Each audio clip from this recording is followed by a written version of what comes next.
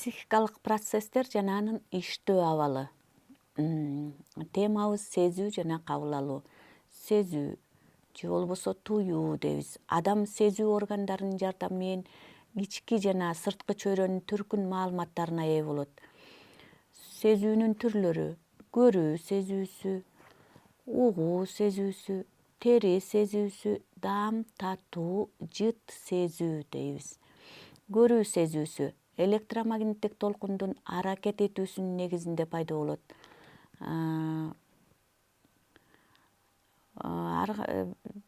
Заттын жардамында бир түрүн, формасын, өлчөмүн, кыймылын, бир мейкиндик жөнүндө маалымат алынат. Угуу сезүүсү 16дан 2000 герцке чейин термелүү жыштыгындагы үн толкунун рецепторлорго таасир этүүсүнүн жыйындысы. Тери сезүүсү предметтердин механикалык, термикалык касиеттеринин теринин бетине таасир этүүсүнөн жаралат. Алар аркылуу адам жылуулукту, суукту, ооруну сезет.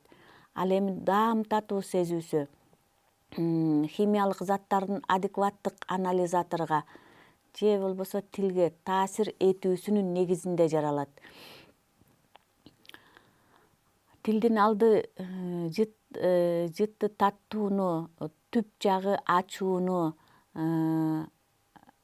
тилдин алды жагы таттууну, түп жагы ачууну, каптал жактары кычкылды, тилдин учу менен каптал жактары туздууну кабыл ала тургандыгы аныкталган. Даам таттыргыч рецепторлор сууда жана кичинекейде эриген заттардын таасири менен дүүлүгөт. Жыт сезүү заттардын химиялык адекваттык анализаторго таасир этүүсүнүн жыйынтыгы. Сезүүнү классификациялоо, анын түрлөрү, рецепторлордун жайгашуусуна жана чагылуунун мүнөзүнө жараша сезүүнү 3кө бөлүүгө болот. Экстероцептивдүү рецепторлор дененин үстүңкү бетинде жайгашкан сырткы предметтердин кубулуштарын, касиеттерин чагылдырат. Интероцептивдүү рецепторлор дененин органдарында, ткандарында жайгашкан жана ички органдардын абалдарын чагылдырат. Ал эми проприцептивдүү рецепторлор булчуңдарда, муундарда жайгашкан. Алар биздин дененин тең салмактуу абалы жана кыймылы жөнүндө маалымат беришет. Сезүү органдары адамдын аң сезимине чөйрөнүн кубулуштарын өткөрүүчү каналдардан турат. Эгерде адам бардык органдарынан айрылса, анда анын айланасында эмне болуп жаткандыгын сезмек дагы, билмек дагы эмес. Адамдар менен мамиле түзө албай калмак, коркунучту да сезмек эмес. Сезүүнүн физиологиялык негизи болуп, дүүлүктүргүчтүн тиешелүү анализаторго таасир этүүсүнөн пайда болгон нервтик процесс саналат. Анализатор 3 бөлүктөн турат. Перифериялык бөлүктөн сырткы энергияны нервтик процесске атайын өзгөртүп берүүчү функцияны аткарат. Афференттик борборго умтулуучу жана эфференттик борбордон алыстоочу. Перифериялык бөлүк менен борбордук нервтерди туташтыруучу. Мээлик анализатору перифериялык бөлүктөн келген нервтик бөлүкчөлөрдүн кайрадан иштелип чыгышы. Сезүү пайда болуусунда бардык анализаторлордун бирдей иштөөсү. Демек сезүү деп тиешелүү бөлүктөргө, рецепторлорго дүүлүктүргүчтөрдүн түздөн түз таасир этүүсүнүн негизинде кубулуштардын, предметтердин айрым бир касиеттерин жана организмдин абалын чагылдыруучу жөнөкөй психикалык процесс аталат. Сезүү тууралуу окумуштуулардын ар кандай бири-бирине төп келбеген көз караштары кездешет. Сезүүнү изилдеген немис окумуштуулары Мюллер жана Гельмгольц кирет. Бул изилдөөдөгү көз караштары бири-бирине окшогон эки башка маселени көрсөткөн. Мисалы, Мюллер төмөндөгүдөй жыйынтык чыгарат. Адам менен сырткы чөйрөнүн предметтеринин ортосунда окшоштук жашабайт. Сезүү болсо кандайдыр бир символ, шарттуу белги болуп эсептелет. Демек, биз предметтин өзүн эмес, анын символун сезебиз. Ал эми кийинки мезгилдеги изилдөөлөрдүн натыйжасында пайда болгон ой пикирлер төмөндөгүдөй: сезүү чөйрөнүн же болбосо материянын сезүү органдарына таасир этүүсүнүн жыйындысында пайда болот. Сезүү объективдүү чындыктын ишенимдүү сүрөттөлүшүн берет. Демек, дүйнө, чөйрө кандай болсо так ошондой чагылдырат. Сезүүнүн ар бир түрүнүн өзүнчө касиети, ошондой эле адамдын жашоосунда маанилүү орду бар. Сезүүнүн касиеттерине анын сапаттуулугу берилген сезүүнүн башкача түрлөрүнөн айырмалоочу негизги өзгөчөлүк. Бул касиеттүүлүк өзгөчө чыгармачыл жөндөмдүүлүгү бар адамдарга, мисалы музыканттарга, аткаруучуларга, сүрөтчүлөргө эң керектүү касиеттердин бири.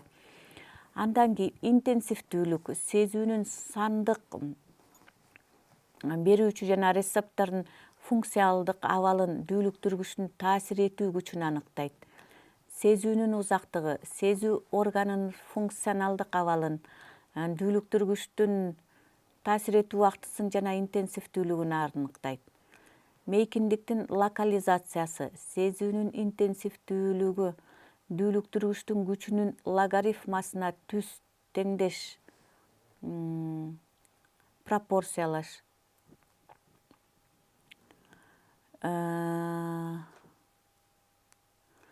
Психофизикалык закон немис окумуштуусу Вебердин эксперименталдык ишине таандык.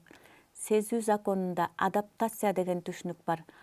Анын кыргызча түшүндүрмөсү ыңгайлашуу, көнүү дегенди билдирет. Бул болсо адекваттык дүүлүктүргүчтөрдүн астында сезүү органдарынын сезгичтигинин өзгөрүшү айтылат. Башкача айтканда, өз ара аракеттенүүсү. Символизация деген термин кийинки мезгилде пайда болуп, сезүүнүн өз ара аракетинин негизинде сезгичтиктин жогорулашын изилдейт. Символизация музыканттардын, аткаруучулардын дайыма жасаган көнүгүүлөрүнүн негизинде ишке ашышы мүмкүн. Сезүү менен кабыл алууда психикалык кубулуштар бири-бири менен байланышта болот. Жогоруда белгиленгендей, адамдын психологиялык касиеттеринин баардыгы бири-бирине байланыштуу. Кабыл алуу курчап турган дүйнөнү таануу, аны менен түздөн түз байланышта болуу. Кабыл алуунун касиеттери, кабыл алуунун предметтүүлүгү, кабыл алуунун бүтүмдүү касиеттери, кабыл алуунун туруктуулугу, аң сезимдүүлүк, тандалмалуулук, кабыл алуунун анализаторго жараша бөлүнүшү, жытты кабыл алып сезүү, убакытты кабыл алуу, кыймылды кабыл алуу, кабыл алуунун предметтүүлүгүн орус окумуштуусу Сеченев предметтүүлүк дайым сырткы кыймылдаткыч күчтөрдүн предметин өзү менен болгон байланышын камсыз кылуучу процесстердин негизинде калыптанат деп белгилеген. Буга мисал катары ымыркай баланын кабыл алуусу төрөлгөндөн баштап болбогондугунда жана бара-бара калыптанып кыймылдын катышуусунда предметтүүлүктүн пайда болушунда байкалат. Предметтүүлүк кабыл алуу сапаты катары жүрүш-турушту башкарууда өзгөчө ролду ойнойт. Адам баласы предметтерди негизги касиеттери же жашоо практикасында колдонулушу боюнча кабыл алуунун предметтүүлүгү ушуну ажыратып билүүгө жардам берет. Кабыл алуунун бүтүмдүүлүгү ал предметтердин сапаттары, айрым жалпы жыйындысынын кабыл алынуусу, бүтүмдүүлүгү, анын түзүлүшү, адамдар бир канча калыптанган сезүүлөрдүн түзүлүшүн кабыл алат. Мисалы бир эле мезгилде музыканы ырды кабыл алуу, угуу, кабыл алуунун туруктуулугу, курчап турган чөйрөдөгү предметтердин түсү, чоңдугу, көлөмү боюнча кабыл алуу, кабыл алуу предметтерин ойлоо менен тыгыз байланышта. Ар бир предметти түшүнүп, ойлоо менен кабыл алуу керек. Себеби аң сезимдүүлүк менен кабыл алуу ар бир предметти өз орду менен бөлүштүрүү, баалоо, коюу жана башка менен берилет. Кабыл алуунун ойлонуучулугу, кабыл алуу предметтердин мазмунун түшүнүү жана предметти аң сезимдүү түрдө кабыл алуу. Демек, аны предметтердин группасына киргизүү, ага ат берүү дегендик болот. Кыймылдык кабыл алууну классификациялоо. Кабыл алууну бөлүштүрүү эки негизде жүргүзүлөт. Жашоо формасы боюнча мейкиндикти, дүйнөнү, чөйрөнү кабыл алуу, убакытты кабыл алуу, кыймылды кабыл алуу. Кабыл алуудагы анализаторлордун айырмачылыктары боюнча көрүп кабыл алуу, угуп кабыл алуу, тери кабыл алуусу, даам татуу кабыл алуусу, жыт сезүү кабыл алуусу. Аперцепция деп кабыл алуунун адамдын психикалык турмушунун мазмунунан, анын личностнун өзгөчөлүгүнүн көз карандылыгын айтабыз. Кабыл алуу дүүлүктүргүчтөн гана көз карандуу болбостон, кабыл алуучу субъекттин өзүнөн да көз карандуу болот. Адамдын жашоосунда, жашоо тиричиликте сезүү жана кабыл алуу эң маанилүү касиет. Бир адамдын кабыл алуусу, сезүүсү, мисал катары кабыл алуусу, сезүүсү күчтүү адамдар айткан, көрсөткөн, түшүндүргөн нерсени тез кабыл алып, жообун тез берет. Мындай адамдарга жашоодо ар кандай ишмердүүлүктө башка адамдар менен аралашканда да жеңил болот.